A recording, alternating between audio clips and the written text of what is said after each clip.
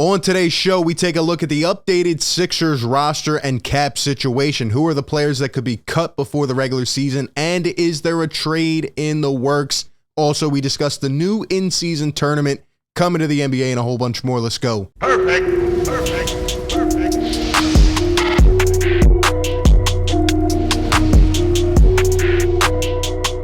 What is going on, everybody? Welcome into Philly Take with RB. Like always, hit that thumbs up button to help show appreciation for the show and spread the content. It really helps out. Be sure to subscribe if you're new. Ring the bell so you don't miss any of the content upcoming on this show. Videos, live streams, all that good stuff.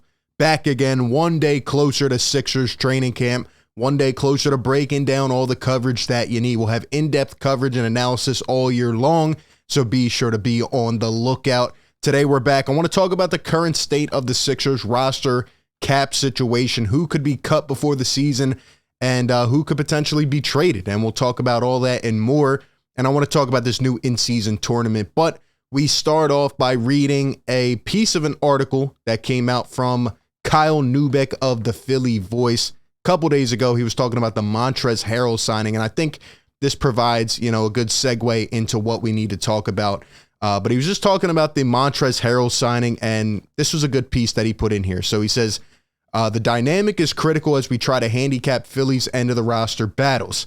Signing Montrezl Harrell appears to be bad news for both of the Paul Reed-Charles Bassey combo, though I'd argue it's much worse for the latter because of how much further away he is from a meaningful role. Talking about Charles Bassey.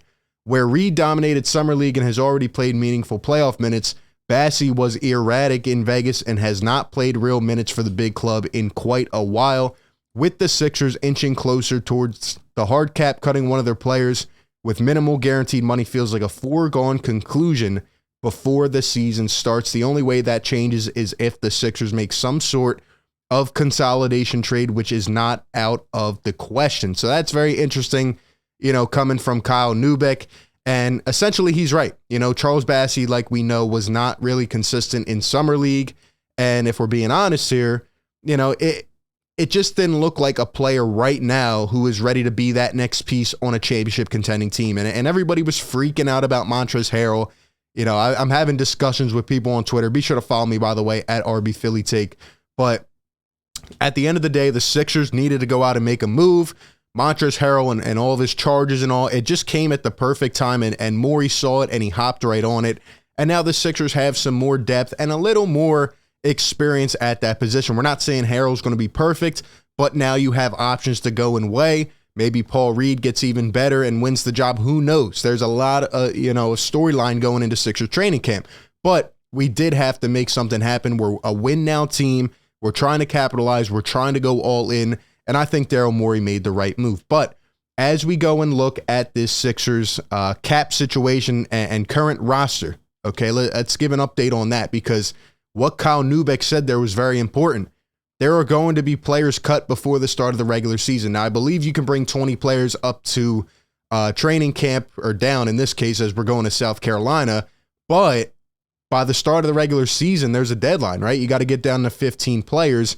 And here's where the Sixers currently stand. So obviously we are a hard cap team by using our exceptions on PJ Tucker, Daniel House to get those signings done. So the hard cap is $156,938,000. We cannot surpass that this entire year. We are hard capped, and right now we sit just $918,000 below that. So obviously we're going to cut, to get down a little bit on that. But we also have 17 current players, with guaranteed contracts.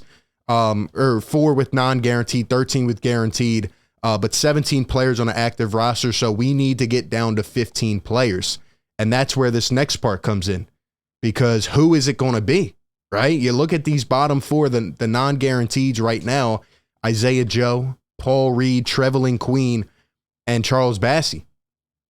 It's likely that 2 of these guys could end up getting cut. Trevelin Queen, out of all these guys, has $330,000 guaranteed, out of that salary.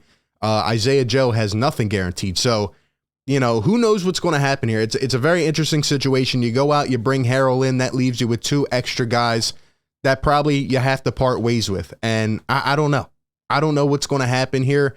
I'll be honest, if we go and cut a guy like Isaiah Joe or waive him, I'm going to be pretty upset about that. I think he has potential. I think all these guys have potential. I just think they need more time to get, everything under their feet, and I think they need more reps, right? Isaiah Joe had a stretch last year. He looked cold, but before that, at the beginning of the season, he looked pretty good, and then he didn't play for 20, 25 games. So, we need to see what we have in these guys, but at the end of the day, it's a business. Somebody is going to be the odd man out.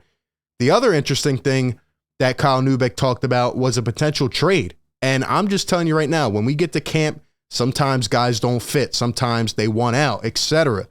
And that'll be something to keep your eye on, because we've heard whispers this offseason, right, about a Matisse Thybulle trade. We've heard about this trade, that trade. And all I'm saying is that I don't think we're going to make some huge splash, but if there is a player that is there, if there is a situation that is right where you could go and kind of bundle some of these guys, get them off, get some of that salary off, and bring in a more talented player who might be dissatisfied with his situation, you can never count out Daryl Morey, right? He is always going to do what makes sense for this team in the short and long term. And just as an example, I'm not saying this guy is interested in the Sixers or we're interested or whatever, but a guy I'm thinking about right now, for instance, is Cam Reddish, right? Cam Reddish, unhappy with his situation in New York, and you look at his contract, he's got almost $6 million for this upcoming season. Cam Reddish is a wing that you could bring in here. I think he would be a solid fit. I think he'd be a guy that you could go out, try to bring in, who would bring more talent, more athleticism, right? A little more shooting. And, if you could bundle some of these guys, you never know, right? Because, again, the Sixers need to clear 2 spots. And say you package some of our guys together, maybe a draft pick or 2, and you look at that situation, you never know. You never know. Outside of these 4, you look at a guy like Shake Milton, right? He's going to make $2 million this upcoming season. Jaden Springer, $2.1 million. Let's be honest with ourselves here. What is the role for Jaden Springer on this team? Could he potentially be traded? How about Matisse Thybulle? Matisse Thybulle is going to be making, $4.3 million this upcoming season. 4.3 for Matisse Thybulle. Is he going to have a role in this team? I'm just saying, there are players on this team where, for a couple years now at least, we have tried to give them that chance to show what they have. They have not done it consistently, and I just think whatever the moves are to be made, whether they try to make this team better or they just make sense for trying to clear some of these players out in their salaries, I think you have to weigh all options. And Jaden Springer trade could happen. Maybe you admit, right, that it just is not going to work. Is Jaden Springer ready to contribute on a winning team? I don't think so. I think he's a couple years out. Is Matisse Thybulle going to develop this year? There's a lot of storylines going in. How about Shake Milton, right? If we could get that old resemblance of Shake Milton, that would be huge for this team. But will we get that version? I don't know. I know a lot of people would be definitely upset to see a guy like Bassey get cut. I don't know. I don't know what Doc Rivers' plans are. It depends how much he wants to use Montrezl Harrell. And the other thing is Trevelin Queen. He has a portion of his salary guaranteed, but what is Trevelin Queen? Like, is he going to have a role? Will he spend a lot of time in the G League? I don't know, man. He didn't really show too much. The last thing I want to talk about is this in-season tournament. This came out yesterday from Shams. They're proposing a new in-season tournament as soon as 2023-24. And here are the details. Cup games through November. 8 teams advance to single elimination final in December. Other 22 continue with regular season. All games part of normal 82-game schedule, 1 extra for 2 final teams. Now, I'm just going to be honest, at a first glance, first look, I don't like this at all. I really don't like this. It sounds very complicated. It sounds like it's going to get in the way of scheduling and all this stuff. And it's like, what is the point of playing an in-season tournament trying to win that? Like, is there benefits, right? Like, will that get you a higher seed in the playoffs? Will that do something for like home advantage? I don't know. But overall, like, this just sounds very complicated. I think the NBA, again, is trying to add more things to keep the whole season competitive, right? To bring more buzz, obviously to bring more ratings and stuff like that.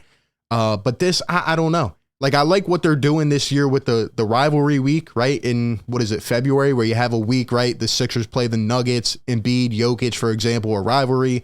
They got the Sixers playing the Nets. I think that's a good idea, and I think you could build on that. But this, I don't know if we're going to go all in trying to win this mini tournament in the season. Like, what is that going to do for this team? I don't want anybody to get hurt trying to go above and beyond to compete in this tournament. So I don't even understand fully how this would work. Like, would you have to like shift some of your schedule games or what? Like if you're playing other teams single elimination, it says all games are part of the 82 game schedule with one extra for the 2 final teams. I don't know about that. I mean, just my first glance at it, maybe it works, but I don't think it's a good idea right off the rip. But when you think about the totality of the NBA, again, they want to keep the entire season relevant. Well, there were a lot of injuries the last 2 years. Maybe the idea would be to shorten down the season, but they obviously do not want to do that. So I don't know. Give me your thoughts on that and everything down below in the comment section. Like I said, getting closer, inching closer to training camp. I cannot wait. As always, appreciate everybody for tuning in. Be sure to like, comment, subscribe, drop your comments, drop your thoughts down below. And like always, I will catch you on the next one, man. Peace. Perfect.